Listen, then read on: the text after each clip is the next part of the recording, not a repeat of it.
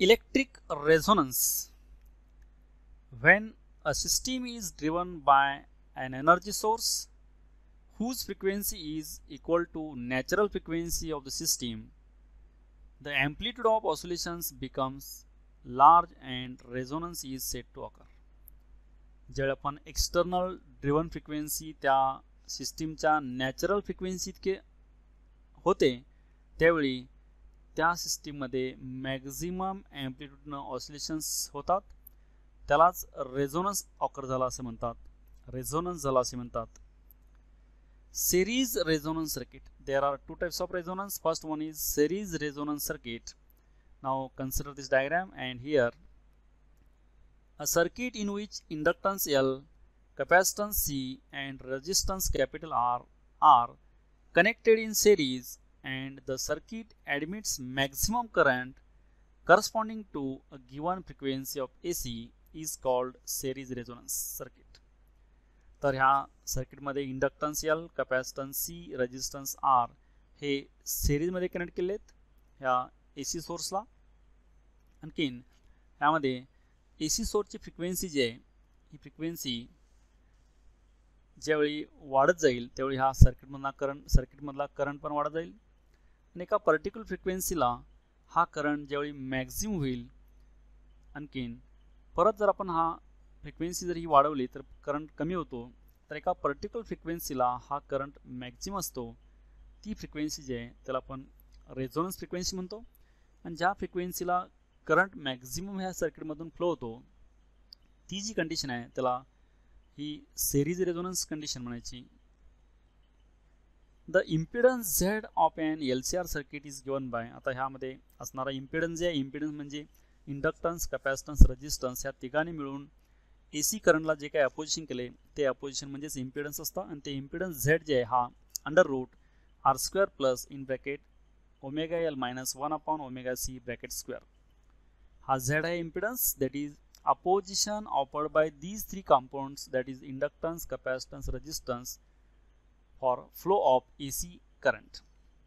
ए C करंटला तिघांनी मिळून जे काही अपोजिशन केले त्याला आपण इम्पिडन्स झेड म्हणतो.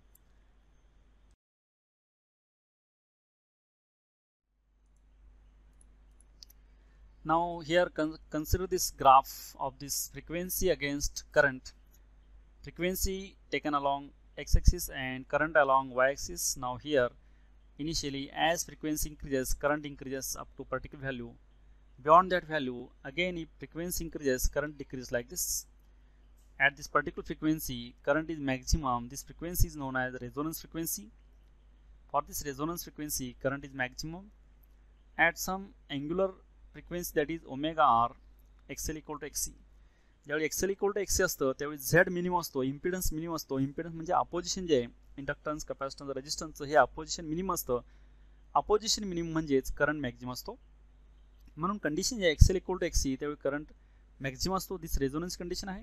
आपण एक्सेल आणि एक्सीच्या व्हॅल्यू इक्वेट करू. आपण एक्सेल आहे ओमेगा एल, एक्सी आहे 1 by omega C.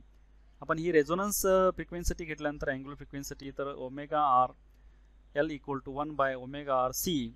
Take omega r this side, omega r square, and this is LC 1 by LC. Putting value of omega r is 2 pi f whole square 1 by LC. Then taking square root on both sides, 2 pi f r equal to 1 by under root LC. Then for f r equal to 1 by 2 pi root LC. This is the resonance frequency.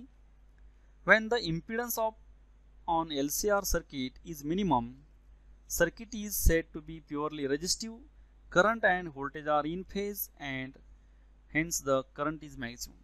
ज्यावेळी ह्या resonance कंडिशनसाठी impedance circuit जे L C R ह्यामध्ये impedance ज्यावेळी कमीत कमी असतो त्यावेळी सर्किट हे प्युअरली रेजिस्टिव्ह असतं. त्यावेळी करंट आणि व्होल्टेज इन फेज असतात म्हणून करंट हा मॅक्झिमम असतो. याच्यामध्ये इथं दाखवले हे मॅक्झिमम करंट कंडिशन आहे. This condition of the LCR circuit is called resonance condition and the frequency is called series resonance frequency. ही जी कंडिशन आहे ज्या कंडिशनला करंट मॅक्झिमम असतो ज्या पर्टिक्युलर फ्रिक्वेन्सीला, this condition is known as resonance frequency. याला रेझोनन्स कंडिशन म्हणतात. आणि जी फ्रिक्वेन्सी करस्पॉन्डिंग फ्रिक्वेन्सी जी आहे याला रेझोनन्स फ्रिक्वेन्सी एफ आर असे म्हणतात.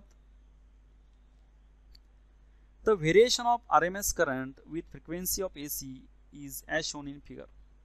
आता RMS करंट जे हा करंट आणखीन फ्रिक्वेन्सी याचा फ्रिक्वेन्सी रिस्पॉन्स कर्व जे हा ग्राफ मध्ये दाखवलेला आहे.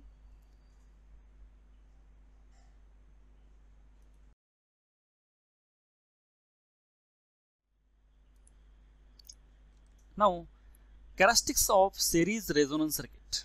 आता series resonance circuit आपण characteristics पाहायचे. त्यामध्ये फर्स्ट characteristics आहे resonance occur when XL equal to XC.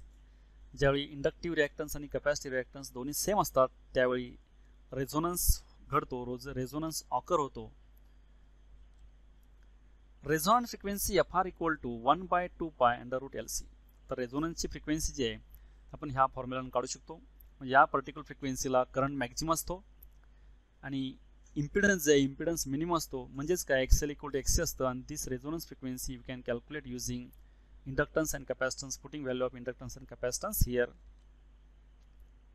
Impedance is minimum and circuit is purely resistive. तर ह्या कंडिशनसाठी रेझोनन्स कंडिशनमध्ये इम्पिडन्स मिनिमम असतो आणि सर्किट हे प्युअरली रेजिस्टिव्ह सर्किट असतं, कारण करंट आणि व्होल्टेज जे हे इन फेज असतात. Current has a maximum value. Impedance minimum असल्यामुळं करंट मॅक्झिमम असतो. इम्पिडन्स म्हणजे काय, अपोजिशन. इंडक्टन्स, कॅपॅसिटन्स, रेजिस्टन्स तिघांनी मिळून जे AC करंटला अपोज केलेलं आहे ते इम्पिडन्स म्हणतो आपण. तो इम्पिडन्स जर कमी असेल तर ऑटोमॅटिकली करंट इन्क्रीज असतो, करंट मॅक्झिमम होतो, कारण विरोध कमी झाल्यामुळं करंट जास्त फ्लो होतो. आणि हे एक्सेप्टर सर्किट आहे. तर series resonance circuit is the acceptor circuit. These are the characteristics of series resonance circuit.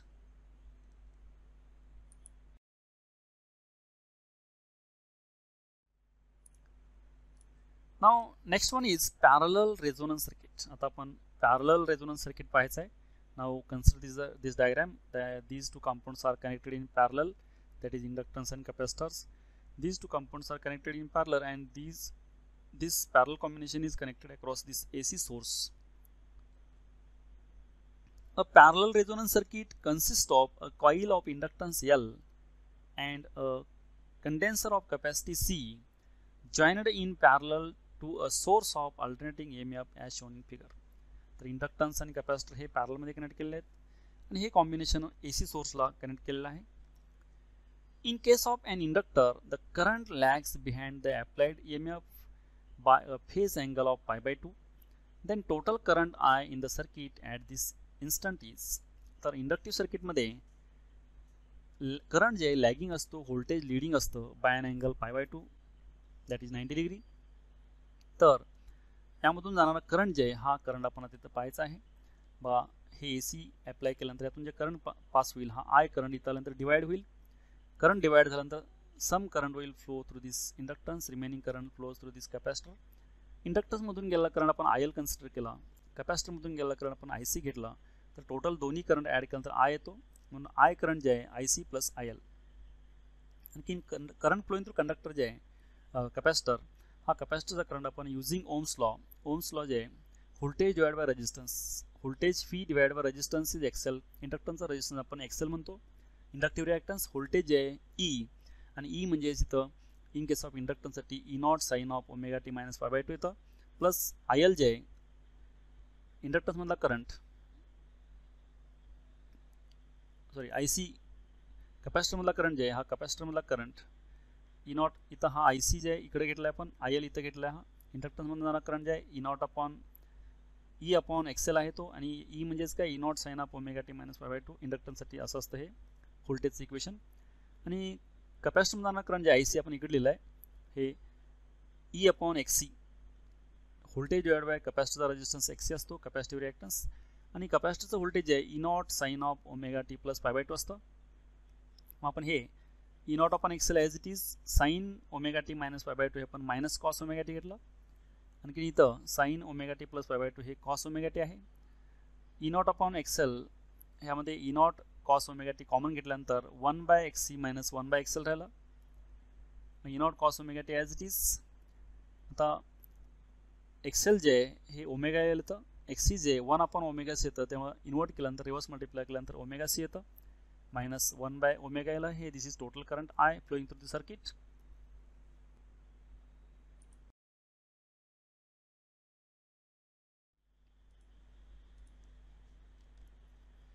Now here in case of parallel resonance circuit, this is the frequency response curve, and frequency is taken along x-axis, current is taken along y-axis. Initially, as frequency increases, current decreases up to a particular value. Beyond that value, again if frequency increases, current increases. For this particular frequency, current is minimum, and this frequency is known as resonance frequency, and this resonance occurs only in case of this for parallel resonance circuit. Here xc minus 1 upon xl, omega c minus 1 upon omega l equal to 0. For this condition, this resonance occurs, that is impedance becomes maximum. In this parallel resonance circuit, impedance is maximum, current is minimum. Impedance म्हणजे opposition, inductance capacitance रेजिस्टन्सचा opposition जास्त असल्यामुळं, विरोध जास्त असल्यामुळं current कमी जातो, आणि ही current कमी जाणे ही याची रेझोनन्सची कंडिशन आहे. आणि ही condition omega C minus 1 upon omega L ह्या कंडिशनला इक्वल टू 0ला येथे होत असते. मग हे रिअरेंज केल्यानंतर ही मायनस टर्म आपण राईट साईडला घेतल्यानंतर प्लस झालेली इथं omega C equal to 1 upon omega L. Now here take omega this side, that is omega square equal to 1 upon LC. Taking square root on both sides, that is omega equal to 1 upon root LC. Now putting value of omega 2 pi fr, this is for resonance frequency fr. Take this 2 pi this side, then fr equal to 1 upon 2 pi under root LC, same as that of this series resonance circuit. Resonance frequency जे हे आपण series मध्ये आणि parallel मध्ये same formula आलेला आहे, 1/2 pi under root LC. हा series resonance आणि parallel resonance साठी सेम फॉर्म्युला आहे. Now where fr is called the resonance frequency, fr he resonance frequency आहे. Therefore, at parallel resonance frequency fr, I is minimum, that is the circuit allows minimum current to flow through it. तर यामध्ये fr जे resonance फ्रिक्वेन्सीसाठी current minimum असतो, minimum current flow होतो circuit मधून. आता याच्या आपण characteristics of parallel resonance circuit, ज्या काही कॅरेक्टरिस्टिक्स आहे त्यामध्ये पहिली कॅरेक्टरिस्टिक्स आहे resonance occur when XL equal to XC. Inductive reactance आणि कॅपॅसिटिव्ह रिॲक्टन्स जे दोन्ही इक्वल झाल्यानंतर हा रेझोनन्स ऑकर होत असतो, parallel resonance. Resonance frequency fr is equal to 1 upon 2 pi under root LC. तर रेझोनन्स फ्रिक्वेन्सी जे ज्यावेळी मिनिमम करंट फ्लो होतो, इम्पिडन्स मॅक्झिमम असतो, त्या कंडिशनसाठी रेझोनन्स फ्रिक्वेन्सी आपण ह्या फॉर्म्युलाने काढू शकतो, 1/2 pi under root LC. L म्हणजे इंडक्टन्स, सी म्हणजे कॅपॅसिटन्स, एल आणि सी याच्या व्हॅल्यू पुट करून आपण रेझोनन्स फ्रिक्वेन्सी कॅल्क्युलेट करू शकतो.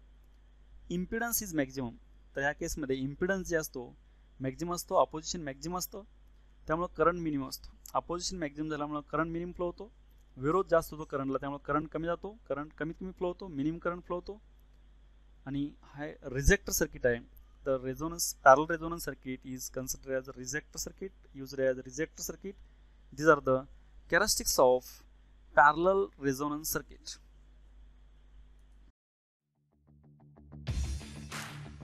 Thank you for watching this video. Keep watching videos and don't forget to subscribe, like and share.